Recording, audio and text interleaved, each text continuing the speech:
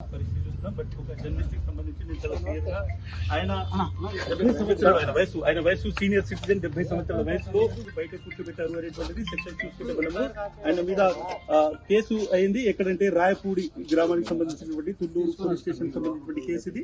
ఈ కేసులో మనం చూసుకుంటే ఆయనకు సంబంధించి అటు సెక్షన్ 79, 196, సబ్సెక్షన్ 1, తర్వాత 353 ఉంది, సబ్సెక్షన్ 2, తర్వాత 299, 61, subsection 1, DNS 67, ITA 3, subsection 1, subsection 4, తర్వాత SC ST PC యాక్ట్ ఈ PCA అనేటువంటి ఇవన్నీ సెక్షన్స్ లో పెట్టడం జరిగింది.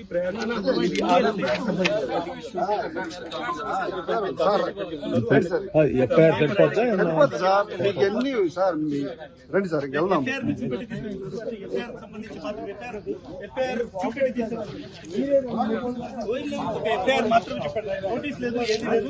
సార్ ఒక ఎఫ్ఐఆర్ చూపెట్టి మిమ్మల్ని తీసుకెళ్తున్నారు, ఏం చెప్తారు సార్? గొడవ ఎఫ్ఐఆర్ మీరు తీసుకెళ్ళొస్తా తెచ్చివారనుకుంటారా ఏం తెలియదు.